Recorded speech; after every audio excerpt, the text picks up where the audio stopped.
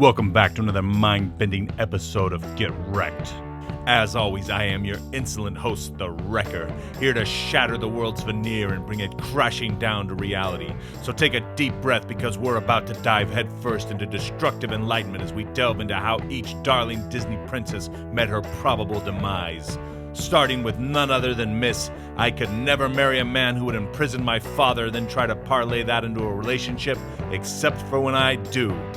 At the end of the show, it looked like everything was turning up roses for Belle, and her happily ever after was all but certain. But we're going to use our knowledge of history, time, and events to reach back and determine how her story really ended.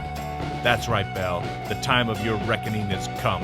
Prepare to get wrecked.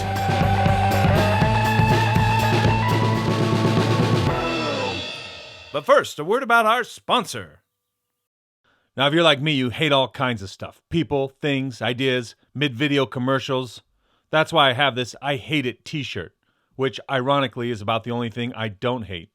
If you hate stuff too, then you need to let the people around you know. But Wrecker, you say, I hate that I can't wear my I Hate It t-shirt everywhere. No problem, the good folks at Silent Rebel Clothing have got you covered. No matter where you are, you can always wear these I Hate It socks. School or work, it's no problem. So if you hate something, then go check out Silent Rebel Clothing. Otherwise, I hate you.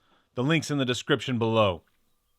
Now, when the story of Beauty and Beast begins, Belle is already about as popular as tofu at a Texas steakhouse. And it's no wonder why. Apparently, before her mom passed beyond this mortal existence, she skipped the lesson on why it's not a good idea to openly mock the dull, boring, poor, and provincial people around you through song. Belle's superiority complex is so severe she put it to music. And if that wasn't bad enough, she flaunts her life of leisure by plopping herself down in the middle of the town square to read romance novels while the rest of the people work their fingers to the bone trying to eke out a living. And if this was any other time or place, who would care what those dull provincials thought?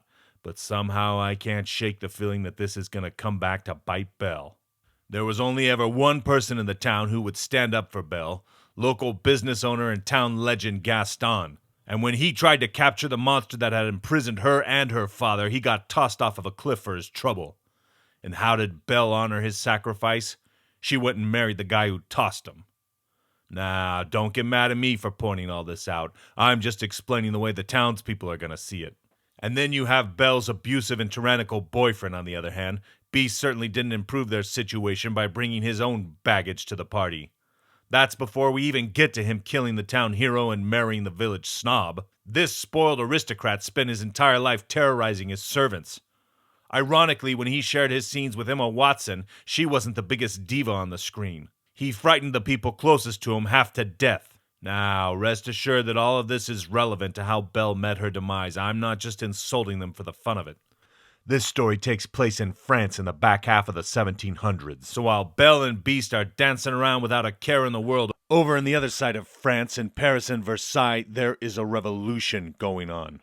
And sure, that revolution seemed to start the same as the one we had here in America, but it didn't take long for the principles of liberté, égalité, fraternité to turn into get anyone we don't like.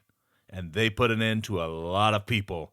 But it seemed like their favorite targets were always cruel and out-of-touch French aristocracy. So when the French Committee of Public Safety came a-knockin', if so much as a whisper of a rumor were to turn up about Belle or Beast being a little strange, out-of-touch, or cruel, that would put them directly in the crosshairs of the leader of the Jacobins in the French Revolution, one Robespierre.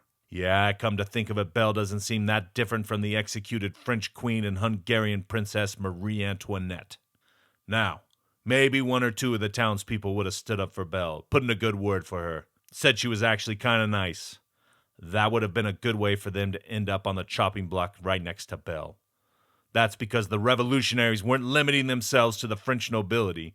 If they suspected that maybe you weren't all that enthusiastic about their glorious revolution, then they would be happy to terminate you as well. But Wrecker, what if Belle stayed close to the villagers and they got to love and know her the way we do?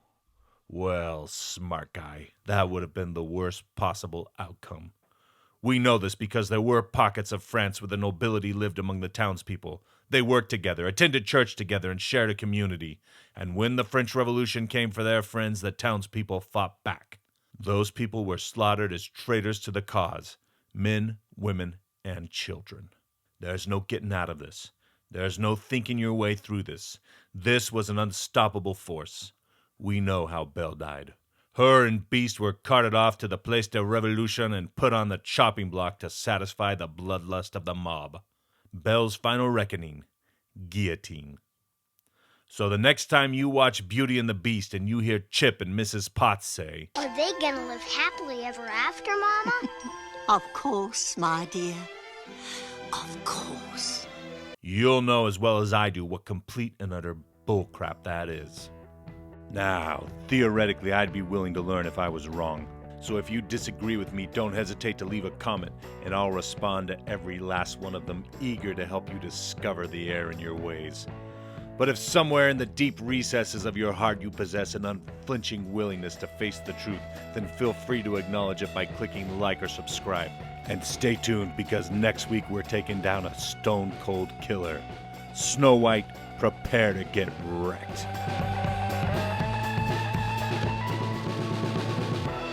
Thanks for watching Get Rekt, and have a great day.